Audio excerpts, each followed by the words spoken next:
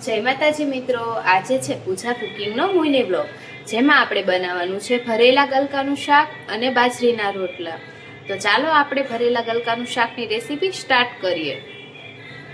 તો સૌથી પહેલા આપણે અહીંયા ગલકા લઈ લેવાના છે।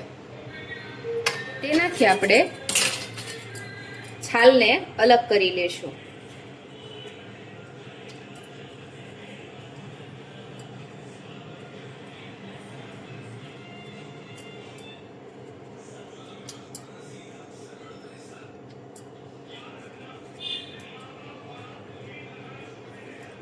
આવી રીતે બધા જ ગલકામાંથી આપણે છાલ અલગ કરી લેવાની છે।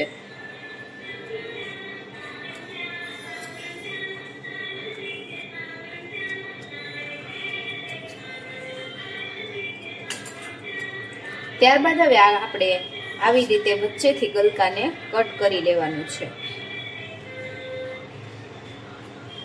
વચ્ચેથી બધા જ ગલકાને કટ આપી લેશું અને નાના નાના ટુકડામાં તેને કટ કરી લેવાનું છે। આવી રીતે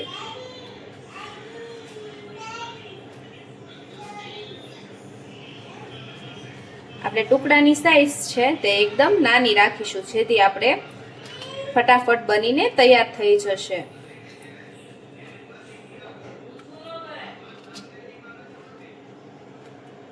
તો બધા જ ગલકાને આવી રીતે કરી લેશું। તો ચાલો હવે મસાલો બનાવી લઈએ। એક વાસણ લઈ લેશું અને આપણે તેમાં તેલ ગરમ થવા મૂકી દઈશું। તેલ આપણે અંદાજે અહીંયા 1 પાવડું જેટલું લઈ લીધું છે।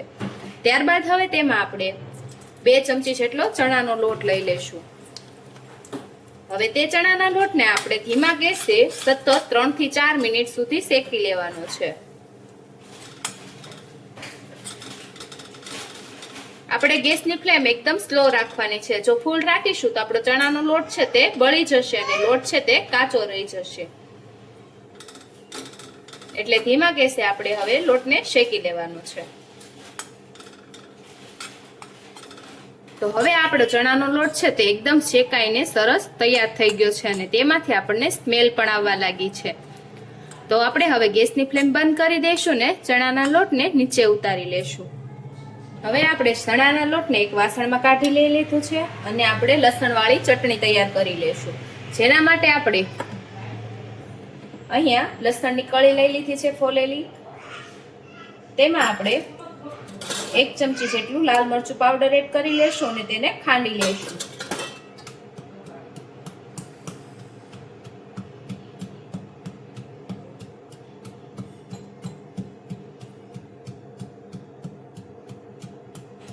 લસણ આપણે ચડિયાતું નાખવાનું છે, જેથી શાકમાં સ્વાદ છે તે એકદમ સરસ આવશે।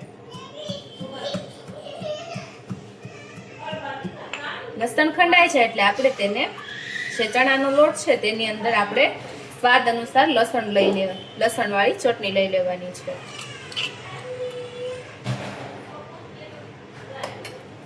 ત્યારબાદ હવે આપણે રેગ્યુલર મસાલામાં આપણે અડધી ચમચી હિંગ, સ્વાદ અનુસાર મીઠું,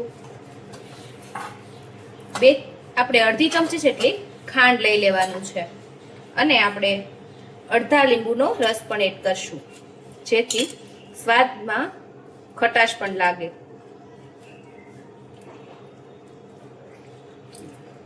તમે જો ખાટું ખાતા હોય તો તમે 1 લીંબુનો રસ પણ એડ કરી શકો છો। તેમાં હવે આપણે 1 ચમચી જેટલું ધાણા જીરું પાવડરને પણ એડ કરી લેશું। તેમાં આપણે લીલા કાપેલા ધાણાને એડ કરવાના છે। તો આપણે ઝીણા કટિંગ કરીને ધાણાને પણ એડ કરી લેશું આમાં।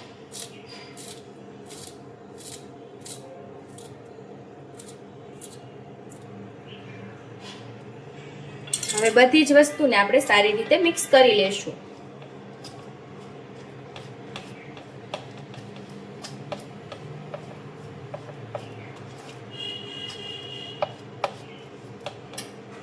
મસાલો આપણો બધી જ સારી રીતે મિક્સ થઈ ગયો છે।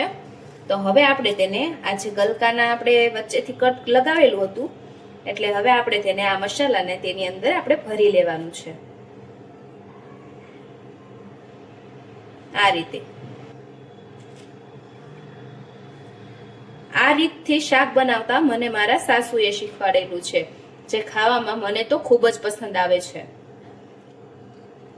તમે કઈ રીતથી બનાવો છો તે જરાક કમેન્ટ બોક્સમાં લખી દેવાનું છે તમારે.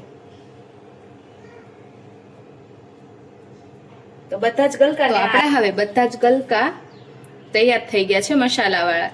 તો હવે આપણે તેનો વઘાર કરી લઈશું. તો વઘાર કરવા માટે આપણે હવે એક વાસણ લઈ લઈશું. તેમાં આપણે 2 પાવડા જેટલું તેલ ગરમ થવા મૂકી દેવાનું છે.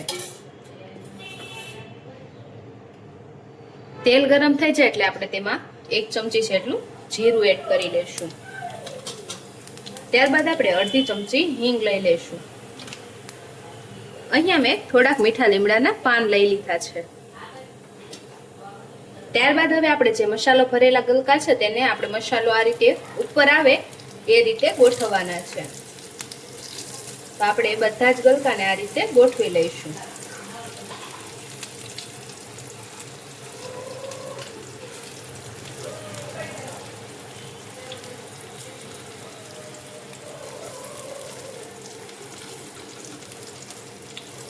તો આપણે હવે આમાં પાણી એડ કર્યા વગર જ શીબુને 3 થી 4 મિનિટ સુધી ઢાંકી દેવા દઈશું, હલાવ્યા વગર. હલાવશું તો આપણા ગલકાનો મસાલો છે તે બહાર નીકળી જશે અને લોયું કે આપણે જે વાસણ મૂકેલું છે તેને ચોટી જશે. એટલે આપણે હવે એમનેમ જ 3 થી 4 મિનિટ સુધી રહેવા દેવાનું છે. શાક આપણું બને ત્યાં સુધીમાં હવે આપણે બાજરીનો રોટલો બનાવી લેવાનો છે. તો બાજરીનો રોટલો બનાવવા માટે આપણે અહીંયા થોડુંક એવું મીઠું લઈ લીધું. હવે તેમાં આપણે થોડુંક પાણી એડ કરી લઈશું. ત્યારબાદ હવે આપણે 1 વાટકો જેટલો બાજરીનો લોટ લઈ લીધો છે અને આપણે તેને છાળી લઈશું.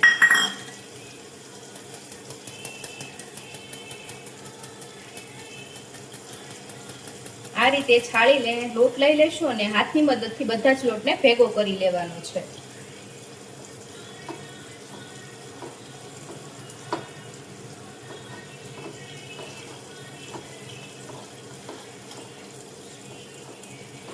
તેમાં હવે આપણે થોડું થોડું પાણી ઉમેરી લઈશું અને સરસ એવો લોટને કૂણવી લઈશું. હથેળીની મદદથી આપણે લોટને જેટલો બને એટલો આપણે કૂણવશું એટલો જ રોટલો આપણો બનીને સરસ તૈયાર થશે. તો આપણે હવે લોટને કૂણવી લેવાનો છે.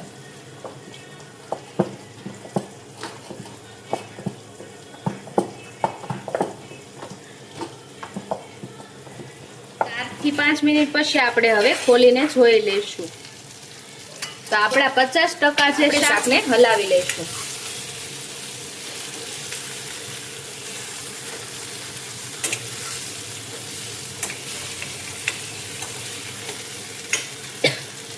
ત્યારબાદ હવે આપણે તેમાં થોડુંક એવું પાણી એડ કરી લઈશું. હવે આપણે જે મસાલો વધેલો છે તેને પણ એડ કરી લઈશું અને બધી જ વસ્તુને મિક્સ કરી લઈશું.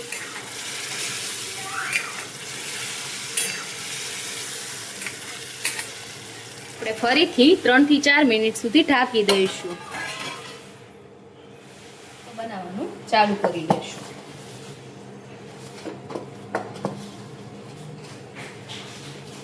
લોટને બધો ભેગો કરી લઈશું આ રીતે અને ગોળ એવો આપણે આવી રીતે ગોળ ગોળ કરી લેવાનું છે.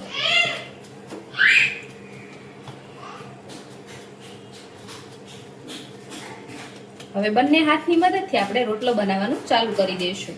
તો થોડુંક એવું પાણી લઈ લેશું અને હથેળી છે એ આપણે પાણીવાળી કરી લેશું અને રોટલાને આ રીતે પાણી થોડું થોડું લગાવી લઈશું.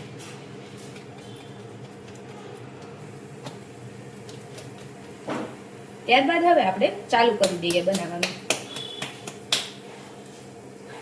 તો રોટલો બનાવવાનું હવે આપણે ચાલુ કરી દેવાનું છે.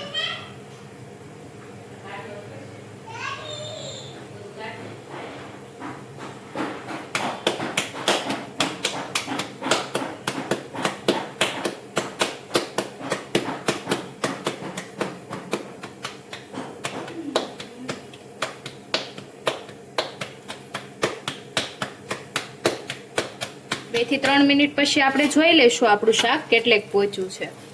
તો આપણું શાક એકદમ બનીને તૈયાર થઈ ગયું છે. તો આપણે ગલકાને આ રીતે ચમચાની મદદથી ચેક કરી લેશું કે ગલકું ચડી ગયું છે કે નહીં. તો ગલકું છે તે એકદમ સરળતાથી ભાંગી જાય છે. તો આપણું શાક એકદમ છે એ તૈયાર છે. તો આપણે હવે તેમાં 1 ચમચી જેટલું તાજું દહીં લઈ લેવાનું છે અને તેને મિક્સ કરી લેવાનું છે આ રીતે. અને ગેસની ફ્લેમ છે તે હવે બંધ કરી દેવાની છે. શાકમાં હવે આપણે ઉપરથી ધાણા એડ કરી લેશું. તો આપણે હવે ઝીણા કટિંગ કરીને ધાણા તેમાં એડ કરવાના છે.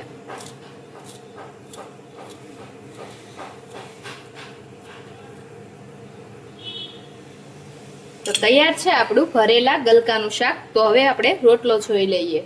તો આપણો રોટલો પણ બનીને તૈયાર થઈ ગયો છે. તો આપણે હવે તેમાં ઘી લગાવવાનું છે. તો હવે આપણે રોટલા ઉપર ઘી લગાવી દઈએ, જેથી રોટલાનો સ્વાદ છે તે એકદમ સરસ આવશે અને તમને રોટલો ખાવો પણ ભાવશે. અડધો ખાતા હશો તો આખો ખાઈ જશો અને એક ખાતા હશો તો 2 રોટલા ખાઈ જશો. તો હવે આપણે આ રોટલાના ટુકડા કરી લઈશું.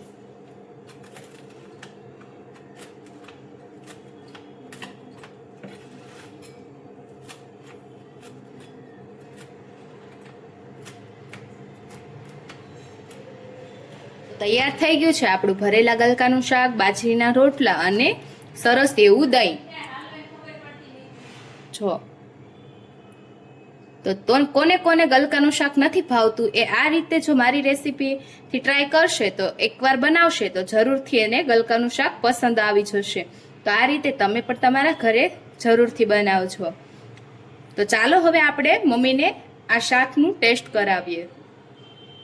મમ્મી, આ ભરેલા ગલકાનું શાક અને બાજરીના રોટલા સાથે મોળું દહીં પણ તૈયાર છે. બનાવ્યું તો સરસ છે, પણ પૂજા તો પરસોત્તમ મહિનો છે તો ભગવાનને ધરાઈ દેવી. હાલો ને ધરાઈ દેવી. તો આપણે બાજરીના રોટલા અને ગલકાનું શાક તો સરસ એવું બનાવી તૈયાર કરી લીધું છે. તો મમ્મીને આપણે આ આપ્યું, પણ મમ્મીને તો પરસોત્તમ મહિનો છે એટલે કઈ ખવાય તો નહીં. એટલે મમ્મીએ તો એના ગોરમાં અને પરસોત્તમ ભગવાનની સ્થાપના કરી છે. તો મમ્મી ત્યાં થાળ ધરાવવા ગયા છે. તો હાલો તમને પણ દર્શન કરાવી દઉં. તો અહીંયા આપણે મમ્મીએ પરસોત્તમ ભગવાન અને ગોર માતાજીનું સ્થાપન કર્યું છે, તમે જોઈ શકો છો. કોણ કોણ મારા મમ્મીની જેમ પરસોત્તમ મહિનો કરે છે એ કમેન્ટ બોક્સમાં જરૂરથી કહેજો. આપણે અહીંયા થાળ પણ ધરાવી લીધો છે અને અમારા ભોળાનાથ ત્યાં બિરાજમાન છે, બિલેશ્વર મહાદેવ, તે પણ તમે જોઈ શકો છો.